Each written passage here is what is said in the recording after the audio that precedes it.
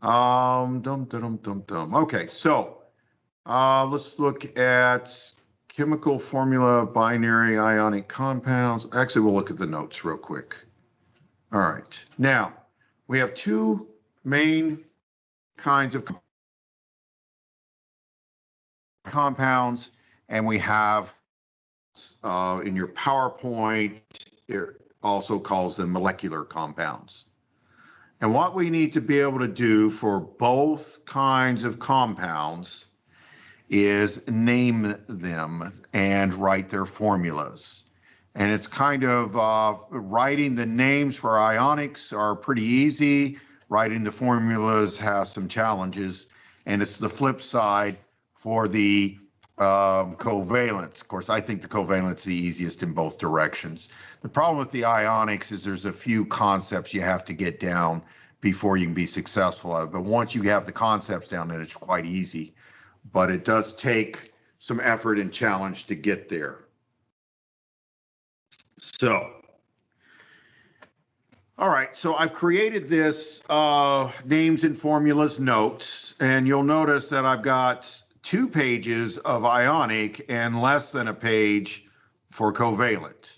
So that should tell you that the ionics is, in my experience, there's a little more to learn on it. It's pretty, I think it's, again, I've taught this enough that it's like, I can do it in my sleep, but you're not there yet. It takes a little time.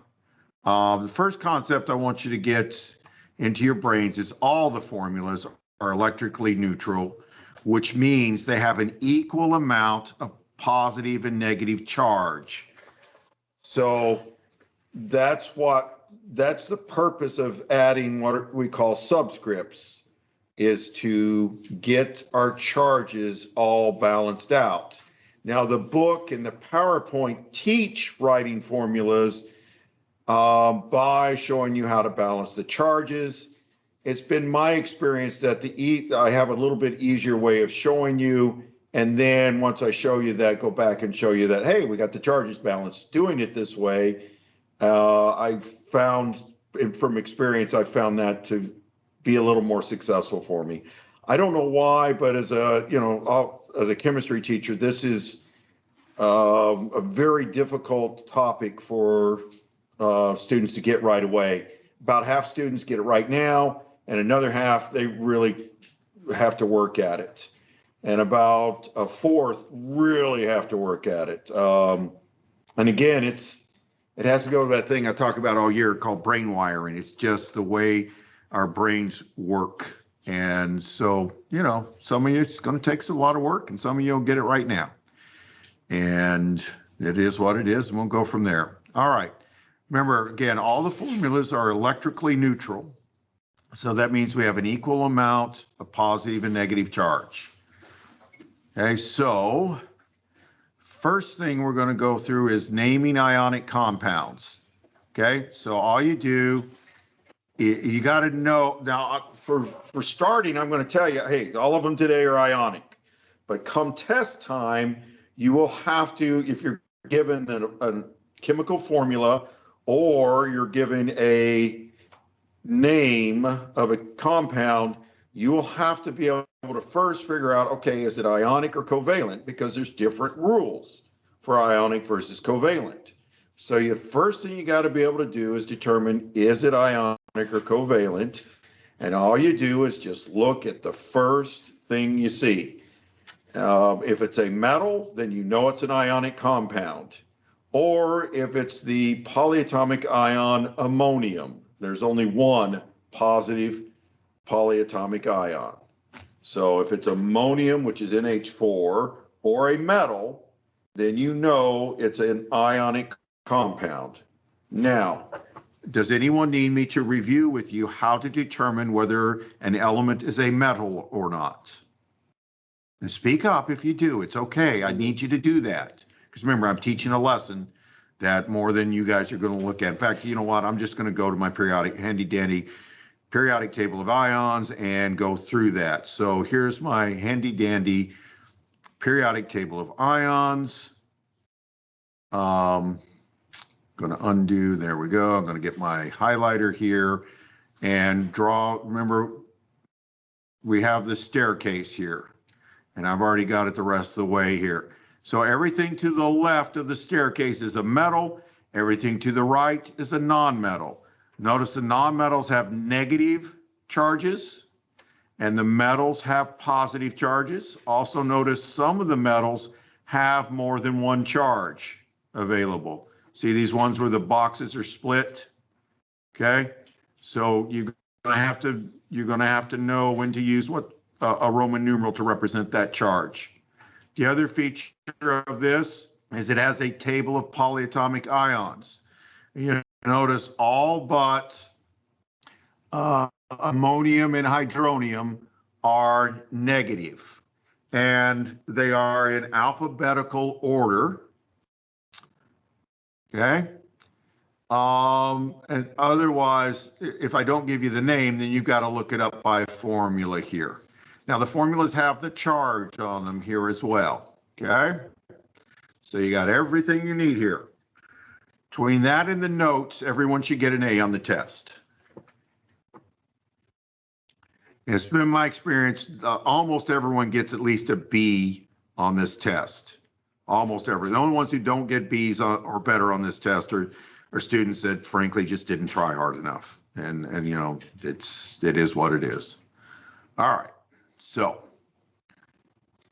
next we'll go to naming. Let's see, which one do I want to use? I think I want to use this one. Yeah, all right. So gonna erase here. Okay, erase that. And I need to, okay, now the notes, oh man, come on. I should have done, during lunch, I should have cleaned this up. I forgot to, but we'll get there. Now what you do is the notes say, what's the second thing on the notes say? Did I give you guys papers? No. Oh, man, okay. Then I need to do that real quick. Come on, switch to this. All right. So what you're going to do is you're going to write the name of the first ion you see, which is the name of a metal or the name of the polyatomic ion.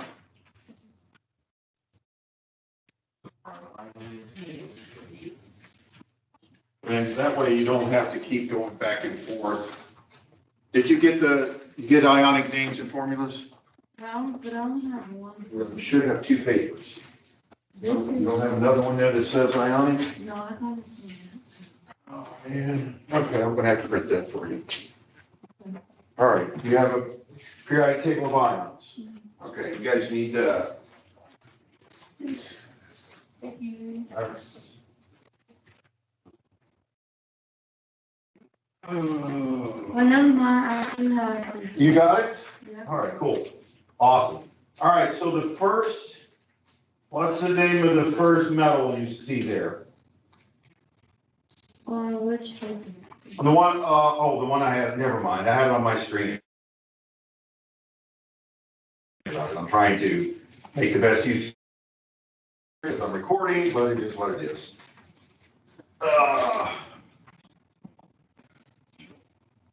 Okay, so when I'm done teaching, I'll get these to you. All right. All right, so again, all you do is just all you got to do is just find the names and write them down. That's all you do. Okay? Literally, that's all you do. Okay, so this is NABR. So you just find those on your table of ions. I'm going to circle them. Here's Na, and that's sodium. And here's Br. Now that's bromine, but this is a table of ions and negative ions in an IDE. So it's sodium bromide. And that's all there is to about 80% of the naming part. Can you say that? Can you repeat what you just said? You said,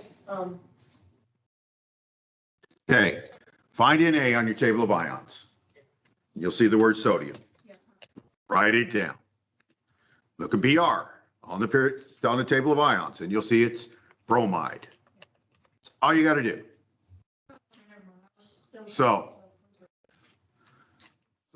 calcium oxide. Okay, how do I know it's calcium oxide? It's Ca and O. I look at my table of ions. Here's Ca, and here's O. Okay, so it's calcium oxide. Easy peasy lemon squeezy. Okay, the next one is lithium sulfide. And again, all I do is look at my table of ions. Lithium's right here. And what was the other one?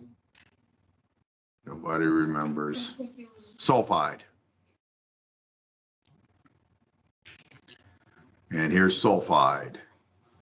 And I lost my marker. I hate it when it does that to me. All right. Okay, lithium sulfide. All you do is write them down. Okay, so I'm going to skip to beryllium hydroxide here. Now, I'm going to write it down here.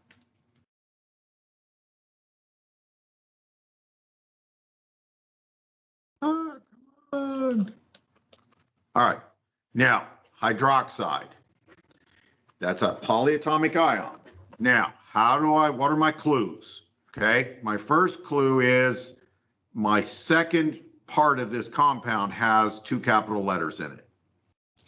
Another way of seeing it is my total compound has 3 capital letters. If I got more than 2 capital letters, there's a polyatomic ion there.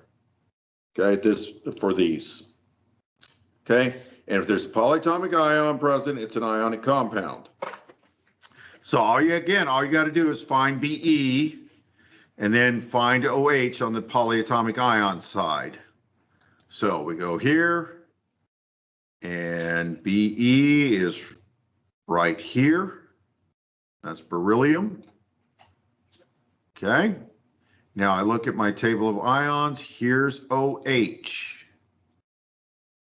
Right here's OH, and that's called hydroxide. So it's beryllium hydroxide. So that's all you do is write down beryllium hydroxide. Whew, that is so hard. Mr. Bob, what sheet is that? It's not one I gave you. Oh. I'm working on a different one, so that leaves you plenty to practice on. So. So it doesn't give us all the answers. Huh? So you don't give us all the answers. One of them I gave you an answer key with it. Yeah. So and the other one is just naming, so you should be able to, the ionics are pretty easy. There's one tricky thing to the ionics, and that has to do with Roman numerals. With naming them, with writing the formulas, the tricky part is when to use parentheses when writing the formulas. So notice like this polyatomic ion has parentheses around it. So you got to know when to do that. So, all right, so that takes care of naming compounds.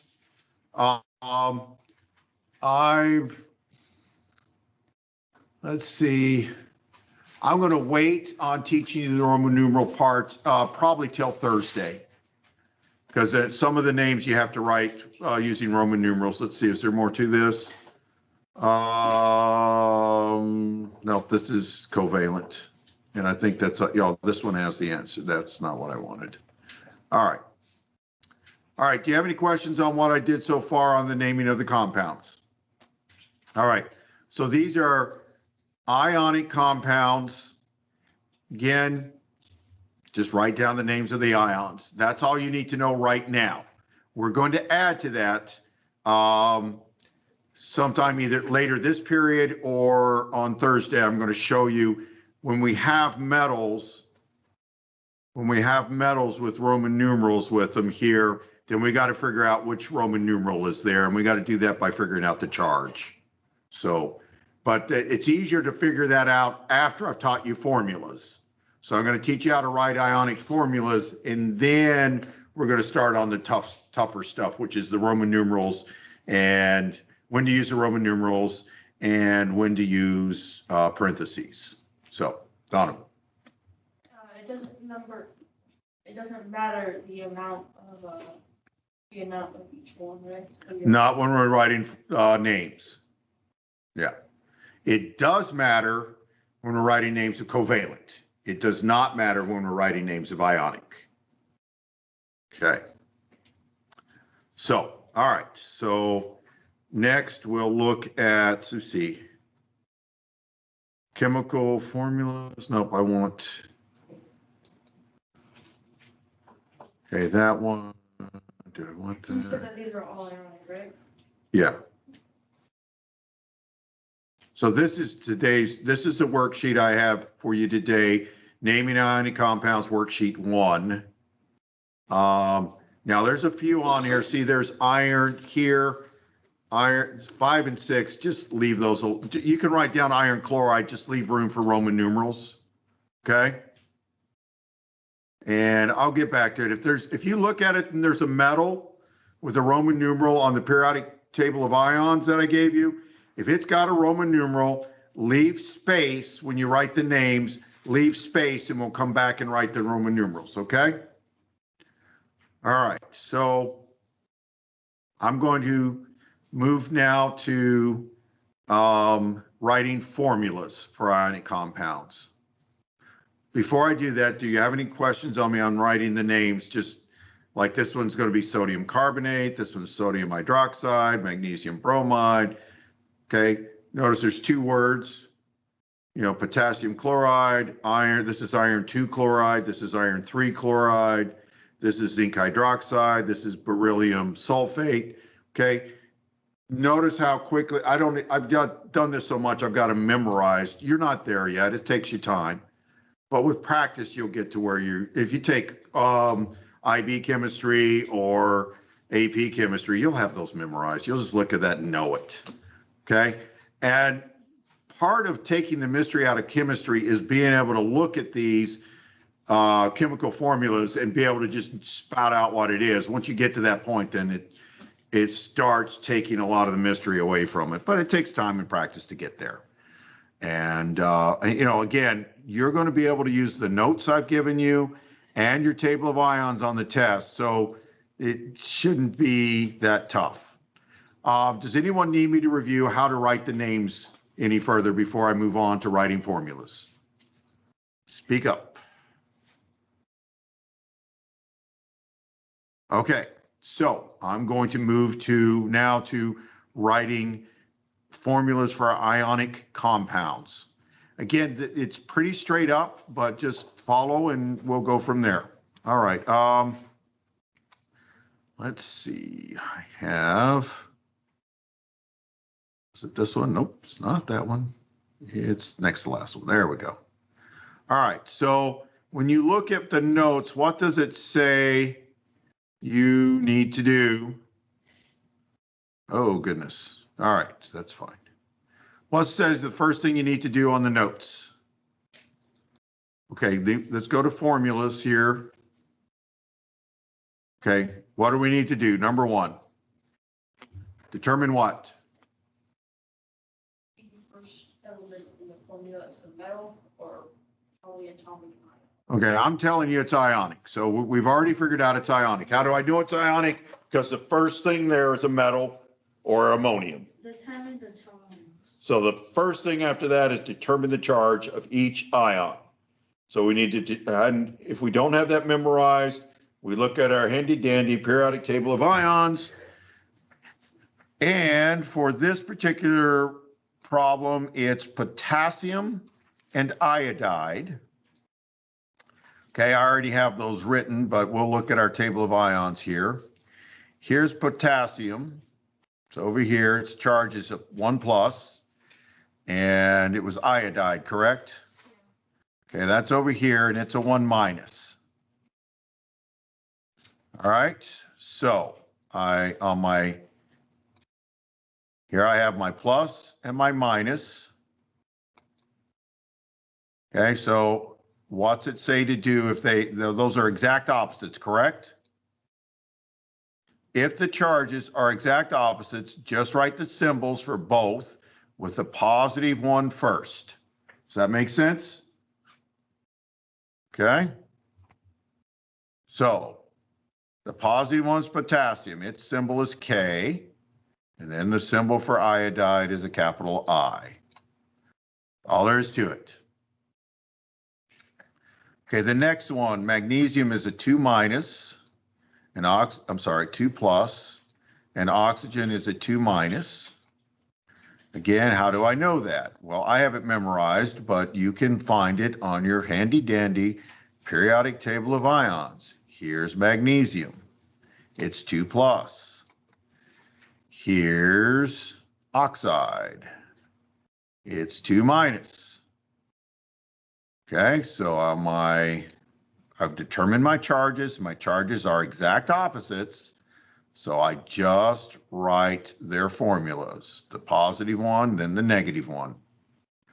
Okay, if the charges are exactly opposite of each other, there are no subscripts unless it's a polyatomic ion, then you just write the formula of the polyatomic ion. For example, we'll go down here to calcium carbonate.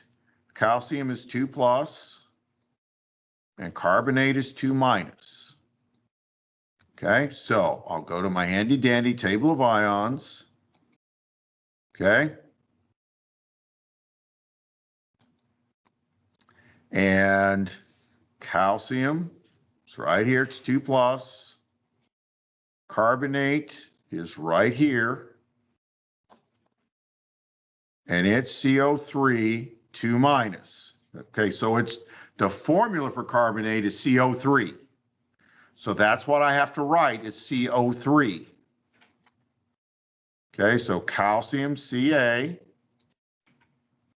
Then I write CO with a subscript of 3. Because I only need 1 calcium and 1 carbonate because my charges are exact opposites. So I just write them like they are. Okay? How are we doing on that one? Because that one's a little tougher. Okay? How are we doing? Okay, I'm not hearing a thing from you, so I'm going to take not hearing from you that you got it, but you know, that's not a real reassuring on the teacher end of this. Okay. Now, if the charges are not exact opposite, we do what's called crisscross to get our subscripts. We have to add subscripts if the charges are not exact opposites. So number 8 here is aluminum chloride. Aluminum is 3 plus and chloride is 1 minus. Okay, so I have, look at my notes. If the charges are not exact opposites, then the charge for each ion becomes the subscript for their new partner, or for their partner. I should probably get rid of the word new, but anyhow, for their partner. So literally the 3 becomes the subscript for the chloride and 1 becomes the subscript for aluminum, and we do not write the ones. So the formula is Al and then Cl3.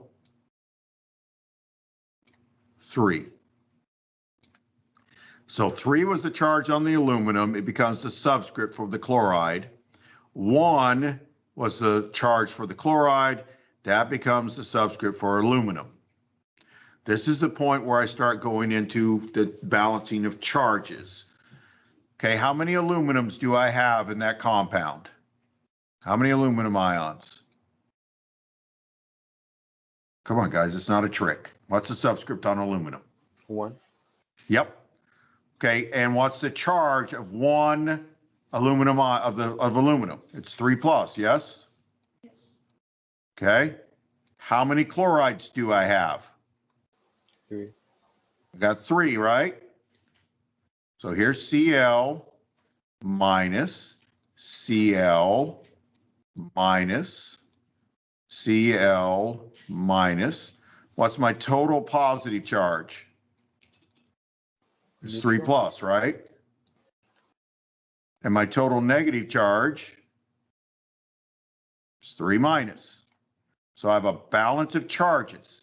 That's why I have 3 chlorides for every aluminum, because I have to have my charges balance out. Are we understanding? If you're not, it takes a little time. We'll get there. Another way of getting the total charge is subscript times charge. What's the subscript on aluminum? In this case, for aluminum chloride, the subscript on aluminum is 1. 1 times 3 is 3 plus. Correct? Okay. The subscript on chloride is 3. The charge on each chloride is 1 minus. 3 times 1 minus is 3 minus. So I'm going through that, showing you how that's done. Okay. How are we doing so far? All right. So sodium is a plus. Nitrate is a minus. If I remember right, I'm going to have to look at my table of ions. Nitrate's one I don't remember as well. Pretty sure it's a 1 minus. But we'll look at our table of ions. Always just look at your table of ions and verify if you're not quite sure. Okay, so let me get rid of the stuff from the last one. I have sodium. And then I have nitrate. Here's nitrate. NO3 minus. So I'm correct. It's a 1 minus. So now they're exact opposites. So all I got to do is just write them Na, NO3. Oh my God, that's so difficult. Are all these going to be exact opposites or no? No. No, they're not. I mean, 3 out of 5 so far have been exact opposites. So I've had to add subscripts. I mean, look, I've got two of them have subscripts added. Actually, I'm wrong. Only one I've had to add subscripts, so sorry. All right, we'll go further. Lithium sulfate. Lithium's a plus, sulfate's a 2 minus. Okay, so I'm going to need 2 lithiums. So it's Li, subscript 2. Sulfate is SO4. Now, do I need to go to the table of ions for you on that? Yes. Okay, so lithium sulfate. So we'll find lithium and sulfate on our table of ions. Okay. Here's lithium. Oh, give me my pen. Okay, lithium's here. It's a plus. Okay, these are in alphabetical, so sulfate's over here. Here's sulfate, SO4, 2 minus. SO4, 2 minus. Okay, so my charges are plus and 2 minus, which means the 2 goes with the lithium and the 1 goes with the sulfate. Now the 1 means I just need 1 sulfate. Everybody understand? I've got 1 sulfate ion here, correct? Does that work the way I said that? I don't know what it is. The polyatomic ions really screw with chemistry students' brains starting out. I don't know what it is about it. I haven't found a way yet to not have students have trouble with it. And I have worked hours and hours and hours trying to figure out a way to make it. It just seems it's one of those deals where students that are going to move on with chemistry get it, and those that aren't, yeah, most of them don't get it. And I don't have a magic tool for that. I was just confused on where you got the 4 from, but then you showed me the Okay. table. Yeah, when you look at it, excellent. When you look at the table of ions, it's SO4 2 minus. So almost, if it's Almost all of the polyatomics end in ate or ite. So that's another clue. A few of them end in ide, but most of them end in ate or ite, ATE or ITE. So you just add the charge to the first one. I just had what? So you just added the charge to lithium. I just added a subscript to it. Yeah, that's Yeah. I don't write ones. Ones are understood. Like in algebra class, ones are understood or agreed, whatever word they use. What are they using in algebra these days for it? Is it understood or agreed? Okay. That's helpful. It's not a big deal. I'm just being a smart aleck. All right. So beryllium is a 2+. Phosphide is a 3-. So that's going to be Be3. I'll show you where I got these numbers. Be3, P2. So again, the charges become the subscript for the partner. Okay, I call it crossover. I just cross over. And here we'll look at our table of ions. Okay, we have beryllium, which is right here. Oh, got it. Give me my pen. All right. Here's beryllium. And then it was phosphide. Here's phosphide. Okay. 3- for the phosphide, 2+ for the beryllium. They are not, I say again, not exact opposites. So you take the charge and make it the subscript for the partner. So take the charge, make it the subscript for the partner. So that's where the Be3, P2 comes from. Okay, now again, we have how many berylliums do we have? We have 2 of them. Each one is a 3+, correct? This is another way of doing it. And then I have P2- subscript 3. And if this is the way we do it to do what are called oxidate. Well, anyhow, 2 times 3 is 6+, and 3 times 2, that's 6-. So this is another way of showing you my charges are, this is why we do the crossover, because it gives us a balance of charges. Okay? I am not testing you on this thing here yet, but it would be helpful for you to either do it that way or this way, one way or the other, to figure out, because you are going to have to figure out, to be correct on your Roman numerals, you're going to have to figure out the charge. So the Roman numerals will help you. Knowing the charge will help you. It also helps you understand what's going on the chemistry side, what's going on with the charges. Yeah. I understand for beryllium phosphide, I understand how you switch the things, but for lithium sulfate, I'm confused on how it's formed. Okay. Well, the charges are not exact opposites, correct? The 4's bothering you? Okay, so find sulfate. I see it as SO4. Yeah, that's a 4(2-). Okay, the 4 is not a charge. The 4 is telling me sulfate is composed, this is sulfate. I've got a sulfur atom surrounded by 4 oxygen atoms.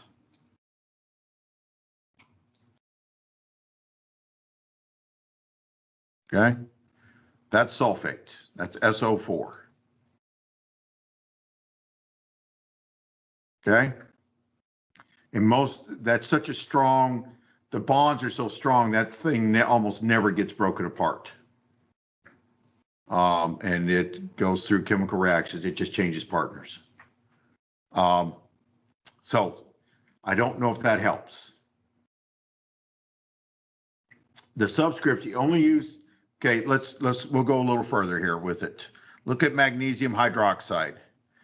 Magnesium is 2+, hydroxide is 1, it's 1 minus, so I'm just going to write a minus sign. Now this is where we have to use parentheses. I wasn't going to get there, but I'm going to have to. All right, so magnesium's Mg, and hydroxide is OH. I'm going to need 2 of them. So you do not do it like this. It's not OH2, because now I'm changing what it is. That's water. OH2 is water. So can't do that.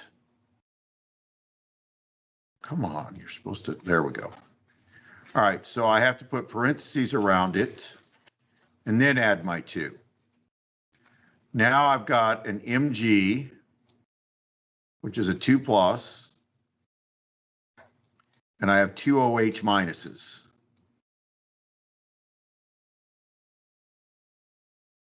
Okay, so now I have a balance of positive and negative charge. And the way I show that I have more than one polyatomic ion is I put parentheses around it and then put a subscript outside it.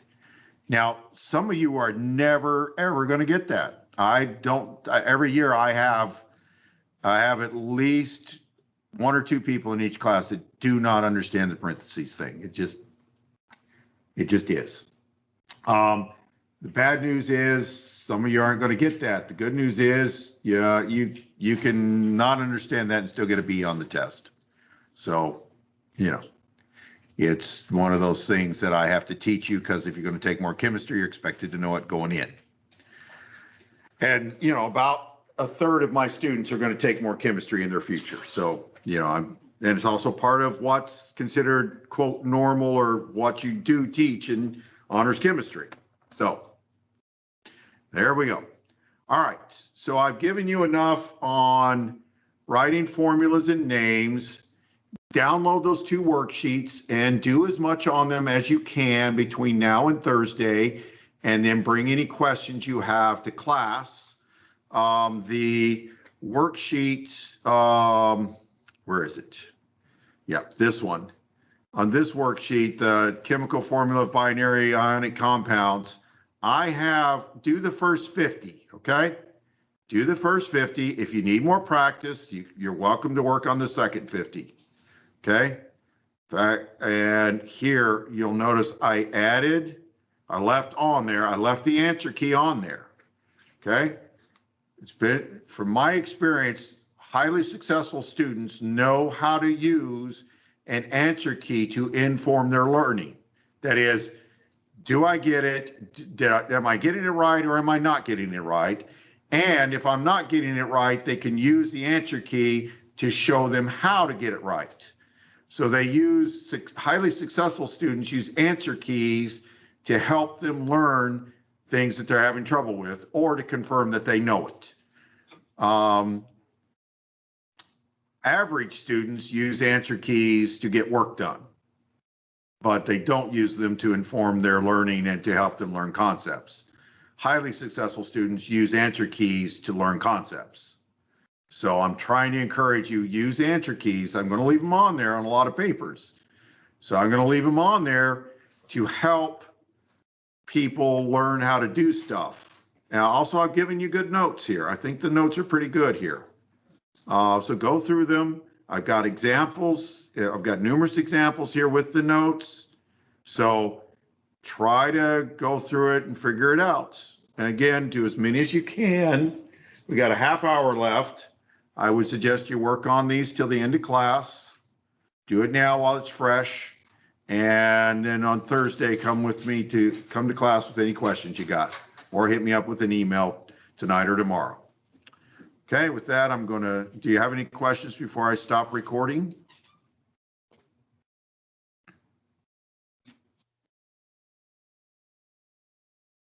All right, I'm going to stop recording. Golly, that's almost an hour.